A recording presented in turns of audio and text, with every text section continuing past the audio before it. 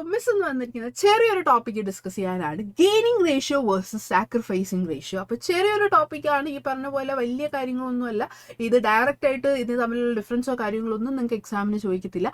പക്ഷേ ഇൻഡയറക്റ്റ് ആയിട്ട് ഇത് തമ്മിലുള്ള ഡിഫറൻസോ അല്ലെങ്കിൽ എന്താണ് മീനിങ് എന്നുള്ള രീതിയിൽ ചോദിക്കും. അത് കൂടാതെ നിങ്ങൾക്ക് പ്രോബ്ലം ചെയ്യുമ്പോഴാണെങ്കിലും തിയറി എഴുതുമ്പോഴാണെങ്കിലും ഇത് തമ്മിലുള്ള ഡിഫറൻസ് നല്ലോണം അറിഞ്ഞിരുന്നില്ല എന്നുണ്ടെങ്കിൽ നമുക്ക് ഡിഫിക്കൽട്ട് ആയിരിക്കും. അപ്പോൾ നമുക്ക് നോക്കാൻ കൂടുതൽ ദീർഘിപ്പിക്കുന്നില്ല.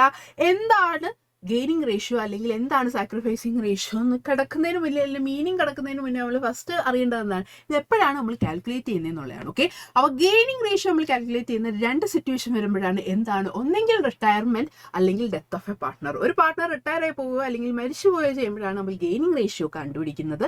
ആൻഡ് സാക്രിഫൈസിങ് റേഷ്യോ എപ്പോഴായിരിക്കും, ഒരു പുതിയ പാർട്ട്ണറിനെ നമ്മൾ അഡ്മിറ്റ് ചെയ്യുമ്പോഴാണ്. അപ്പൊ കൃത്യമായിട്ട് എപ്പോഴാണ് ഇത് കാൽക്കുലേറ്റ് ചെയ്യുന്നത് എന്നുള്ളത് അറിഞ്ഞിരിക്കുക. രണ്ടാമത് ഇതിന്റെ മീനിങ് എന്താണെന്നുള്ളതാണ് അല്ലേ. അപ്പൊ ഗെയിനിങ് റേഷ്യോ എന്ന് പറഞ്ഞാൽ എന്താണ്, the ratio in which the continuing partners acquire the outgoing partner share. അപ്പം റിട്ടയർ ആയി പോകുന്നയോ അല്ലെങ്കിൽ മരിച്ചു പോകുന്നയോ പാർട്ട്നേഴ്സിന്റെ ഷെയർ ഈ പറയുന്ന കണ്ടിന്യൂയിങ് പാർട്ട്നേഴ്സ് അല്ലെങ്കിൽ ബാക്കിയുള്ള പാർട്ട്നേഴ്സ് അക്വയർ ചെയ്യുന്ന റേഷ്യോനെയാണ് നമ്മൾ ഗെയിനിങ് റേഷ്യോ എന്ന് പറയുന്നത്. ഇനി സാക്രിഫൈസിങ് റേഷ്യോ എന്ന് പറഞ്ഞാൽ എന്താണ്, ഈ പറഞ്ഞ പുതിയ പാർട്ട്ണറെ അഡ്മിറ്റ് ചെയ്യുമ്പോൾ ഓൾഡ് പാർട്ട്നേഴ്സ് അല്ലെ അതിന് മുന്നേ ഉള്ള പാർട്ട്നേഴ്സ് അവർ സാക്രിഫൈസ് ചെയ്യേണ്ടി വരും എന്ന് അവരുടെ പ്രോഫിറ്റ് ഷെയറിംഗ് റേഷ്യോ.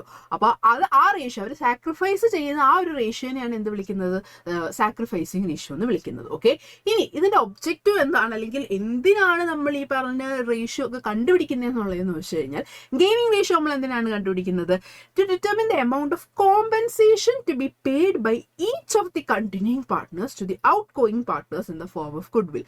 അപ്പോൾ റിട്ടയർ ആയി പോകുമ്പോഴാണെങ്കിലും അല്ലെങ്കിൽ മരിച്ചു പോവുകയാണെന്നുണ്ടെങ്കിലും ഈ പറയുന്ന ഓൾഡ് പാർട്ട്നേഴ്സ് അല്ലെങ്കിൽ കണ്ടിന്യൂ ചെയ്യുന്ന പാർട്ട്നേഴ്സ് എന്ത് ചെയ്യണം, ഒരു കോമ്പൻസേഷൻ ഈ പറയുന്ന റിട്ടയറിങ് അല്ലെങ്കിൽ ഡെത്ത് ആയ അല്ലെങ്കിൽ മരിച്ചുപോയ പാർട്ട്നേഴ്സിന് കൊടുക്കണം. ഓക്കെ, അപ്പൊ എത്ര കൊടുക്കണം എന്നുള്ളത് കാൽക്കുലേറ്റ് ചെയ്യാൻ വേണ്ടിയാണ് നമ്മൾ എന്ത് കണ്ടുപിടിക്കുന്നത്, ഗെയിനിങ് റേഷ്യോ കണ്ടുപിടിക്കുന്നത്. ഇനി സാക്രിഫൈസിങ് റേഷ്യോ എന്തിനായിരിക്കും, ഈ പറഞ്ഞ ന്യൂ പാർട്ട്നേഴ്സ് അല്ലെങ്കിൽ പുതിയതായിട്ട് അഡ്മിറ്റ് ആയി വരുന്ന പാർട്ട്നേഴ്സ് വെറുതെ വെറുങ്കായോടെ അവർക്ക് കയറി ചെല്ലാൻ പറ്റത്തില്ല.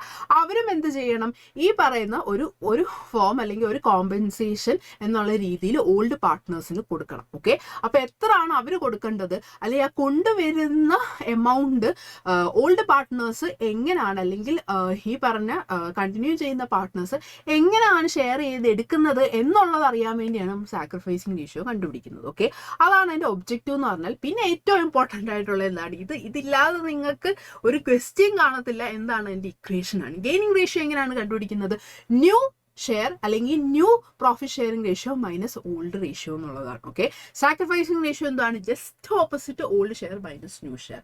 അപ്പം ഇതാണ് ഇത് തമ്മിലുള്ള ഡിഫറൻസ്. അപ്പൊ കൃത്യമായിട്ട് അറിഞ്ഞിരിക്കുക എപ്പോഴാണ് കാൽക്കുലേറ്റ് ചെയ്യുന്നത്, അതിന്റെ മീനിങ് എന്താണ് അല്ലെങ്കിൽ ഒബ്ജക്റ്റീവ് എന്താണ്, പിന്നെ മോസ്റ്റ് ഇമ്പോർട്ടൻ്റ്ലി അറിഞ്ഞിരിക്കേണ്ടത് അതിന്റെ ഇക്വേഷൻ ആണ്. Thank you.